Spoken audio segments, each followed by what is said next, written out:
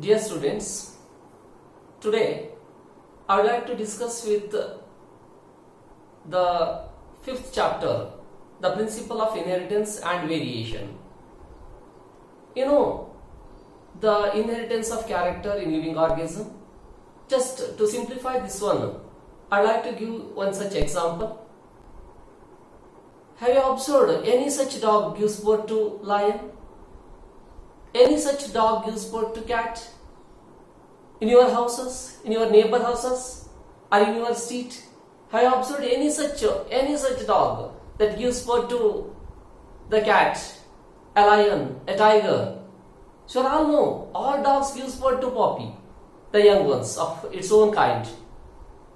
And you know, no lion gives birth to donkey. No such elephant gives birth to lion. So each and every organisms produces the young ones of their own kind. Why? Which molecule is responsible for this expression of character from parents to offspring? So this expression of character or transmission of character from parents to offspring is called heredity. So you can say the process by which the parent transmits its character to progeny. So this process of transmission of character to its progeny is called inheritance. We call it as inheritance. It is very similar to heredity, that is the transmission of character. The dogs transmit all of its character to its puppy, the young ones. The young one very resembled to their parents. That means it transmits the character. A biomolecule is responsible for the transmission of character. Anyhow, I have to discuss it later on. And the variation of character. What is this variation? So we can see a slight, a dissimilar character in the progeny. That is not very resemblance with their parents. We can see a slight difference. The degree of dissimilarity or the difference with parents to progeny, that is the variation. In this globe, in this world, no two individuals are alike. We can see thousands, millions of organisms. One is totally different from other. So you can see varieties of species that is totally different. One is totally different with other. So you can see the coconut is very different with mango. As the elephant is very different with lion. We are all human beings. We are very different with the donkey, the buffalo, and different animals. We can see thousands of such animals. Vertebrates, invertebrates. In vertebrata, we can see number of species in protozoa, Porifera, Coelenterata, Platyhelminthes, Aschelminthus, nematodes, Annelida, Arthropoda, Mollusca, Echinodermata. Thousands of species comes under these different phylums. You can also see the invertebrates, the chordata, which is again divided into hemichordata, urochordata, cephalochordata, vertebrata. In vertebrates, you can see different classes, the fishes, amphibians, aves, mammals, reptiles. Thousands of species comes under each and every groups. Anyhow, we can see variant species. We can see the variation in the species, in the existence of living organism. We can see the variation not only in the living organism, we can also see the variation within the species. Within the species. We are all human beings. We are not alike. In your college, the section of K, L, or maybe M, the number of students in each section is very different. In your section, if nearly about 90 students, the faces of all 90 students are very different, even though you are all human beings. We can see different faces. How it is possible? Within the human population, we can see the 700 crores of individuals in human population. Each and every one is totally different. One is not like with the other. No two brothers from the same parents, no two sisters from the same parent are not alike. We can see a degree of dissimilarity. with the parent. That is the variation. So on this globe, on this world, the living world, no two individuals are alike. No two organisms are alike. No two cats, no two dogs, no two buffaloes, no two monkeys. If you keenly observe these organisms, no two buffaloes are alike. No two dogs are alike. We can see a lot of variation within the species. Who is responsible to create this variation? Who is responsible?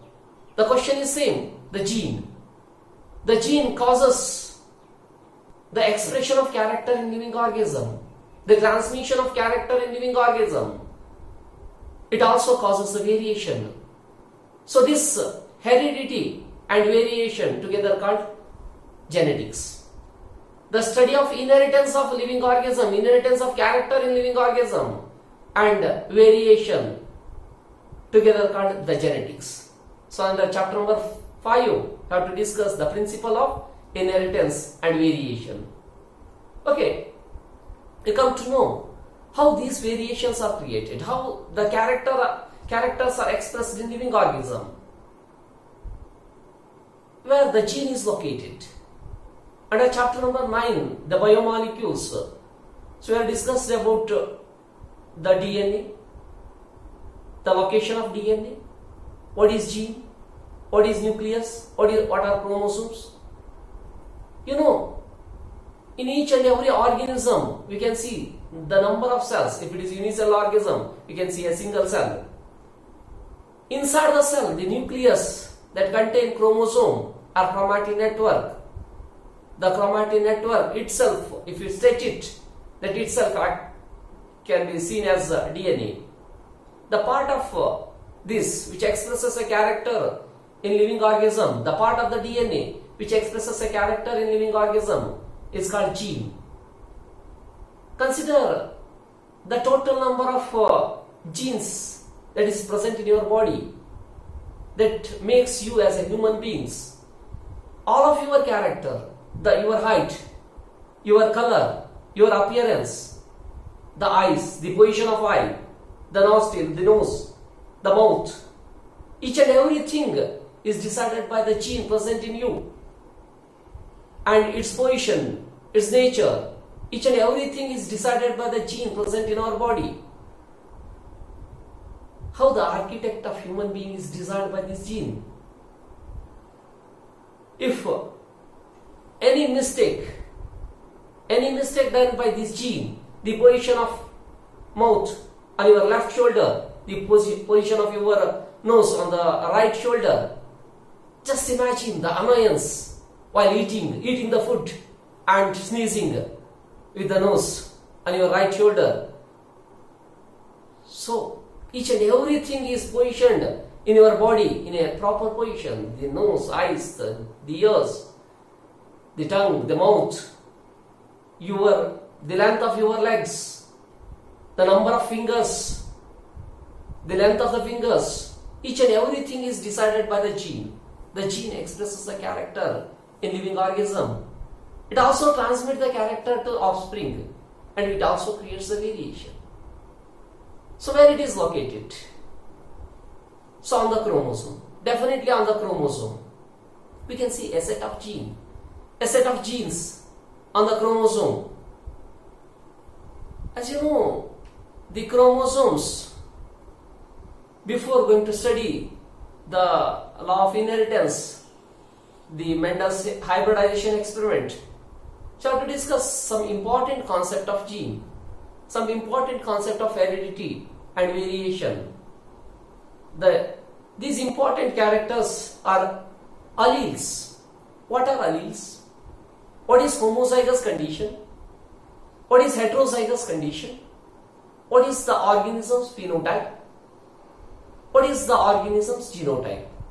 So I have to study these 5 basic, very fundamental concepts before studying this chapter, before going to study the J.J. Mendel's hybridization experiment, the monohybrid cross, dihybrid cross, and the hybridization experiment did in garden pea plant, the Pisum sativum. Okay, let me try to convince the concept of allele, homozygous, heterozygous, phenotype and genotype. What are these alleles? We can see the group of genes that is present on the chromosome. A group of genes present on the chromosome that expresses its own particular character. For example, consider this as a chromosome. In this chromosome, in this locus, the location, we can see a gene that expresses the tallness. In garden pea plant, some of the pea plant grows as a tall plant, some grows as a dwarf variety. Dwarf variety, as you know, the Gregor John Mendel did the hybridization experiment between these tall and dwarf pea plants. He observed number of variations in this garden pea plant with respect to height of the plant, the tall and dwarf, the position of flower, the apical or axillary, the color of the seed, yellow, green. Some pea plant produces yellow color seeds, some pea plant produces green color seeds. Difference with respect to shape of the seed. Some seeds are spherical, round in shape, some are wrinkled. With respect to nature of the pod, some are straight, some are constricted. The color of the pod, some pods are green, some pods are yellow in color. With respect to the flower color, some pea plant bears violet color flower, some varieties produces white colored flower. He observed these 7 different pairs of contrasting character and did the hybridization experiment. In the next video, I'd like to explain all this hybridization process, how to do the hybridization work, how to combine the character, and so many things. So consider the allele, as each and every character is controlled by a discrete unit called factor, the gene. That gene is located on the chromosome. In the garden pea plant, if it grows as a tall plant, a gene that is or the factor that is responsible for the tallness of the plant is located in this chromosome. We mentioned it as capital T. It's a gene, capital T, which expresses the tallness of the plant, garden pea plant. If the garden pea plant grows as a dwarf plant, a dwarf variety, on the homologous chromosome, on the same locus, the similar gene is present. It also expresses the height of the plant, but it makes the plant as a dwarf variety. It explains the plant to grow as a dwarf with respect to height, the stem length. So we can see a pair of chromosome. The pair of chromosome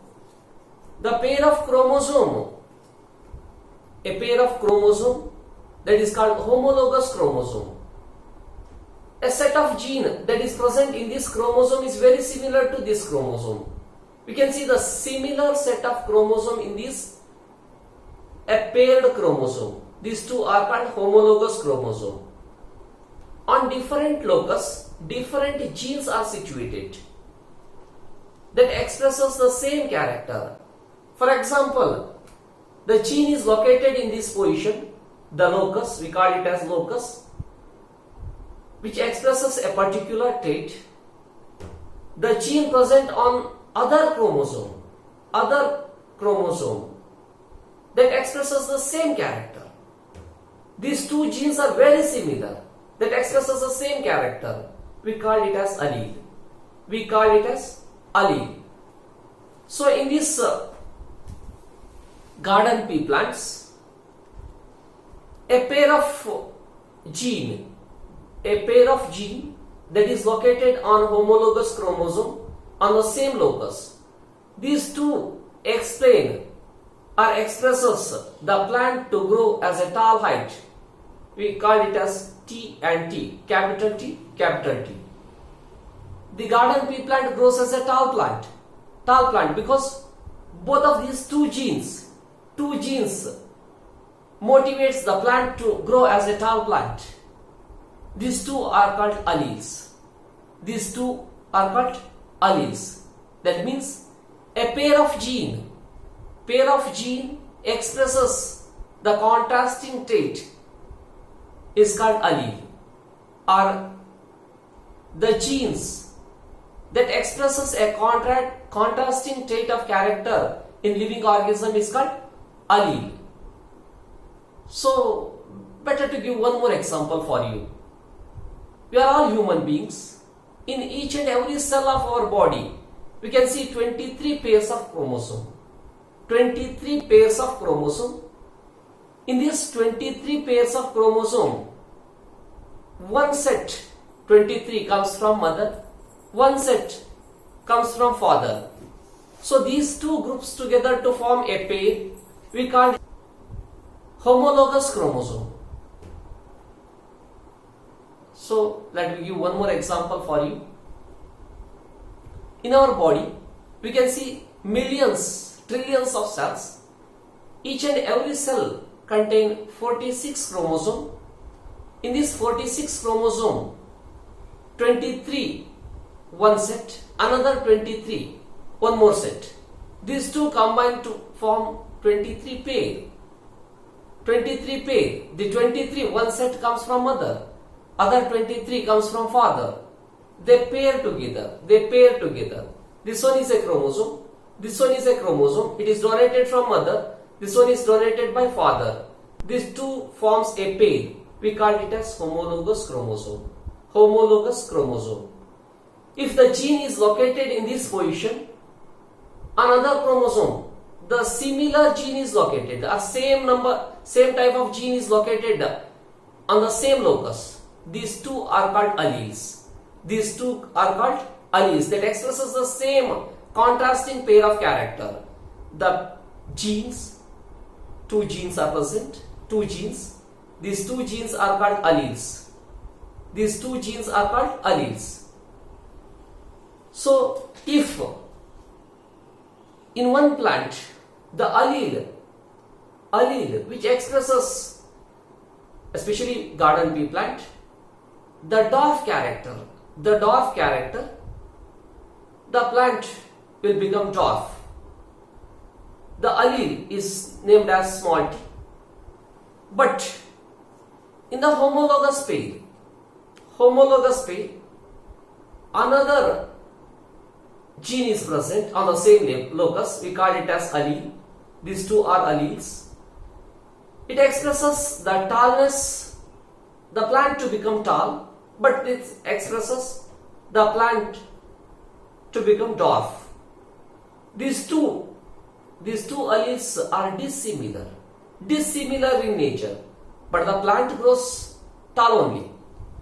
So these dissimilar alleles are present.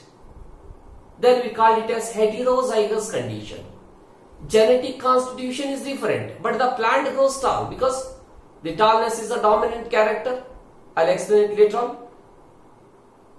The plant grows as a tall plant. The capital T and small t that expresses the plant to grow as tall and dwarf, a dissimilar character. So dissimilar alleles are present, but that expresses the same character, the height of the plant. It may be tall or may be dwarf. So we call it as heterozygous alleles or heterozygous condition. Heterozygous.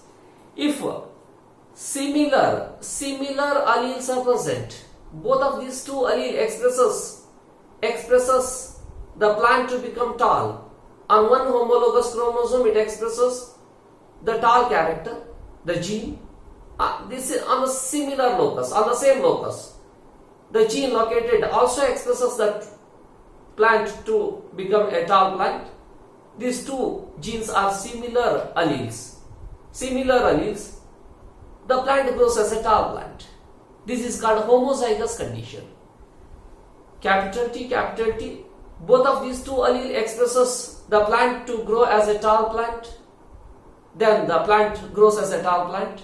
These two alleles are called similar alleles, and the condition is called homozygous condition.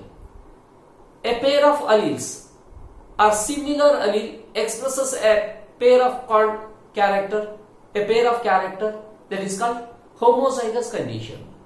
If a dissimilar alleles are present, for example, capital T, small t, capital T, small t, a dissimilar alleles are present that expresses the same character, the height of the plant. That is called heterozygous condition. If the similar alleles are present that expresses a character in living organism, that is called homozygous condition. If dissimilar alleles are present, a dissimilar pair of allele expresses a contrasting character, then it is called heterozygous condition. But if it expresses the character as tall and dwarf, capital T and small t, the plant will grow as a tall plant. If it is having the alleles as capital T, the plant will grow as a tall plant. In both of these two conditions, the plant grows as a tall plant. Then whatever may be the genetic constitution, irrespective of genetic constitution, the external appearance of an organism is called organism's phenotype. It may be capital T, small t, capital T. The plant will grow as a tall plant. So, whatever the gene present inside, we don't know. The genetic constitution we can't see with our naked eye. We have to analyze it.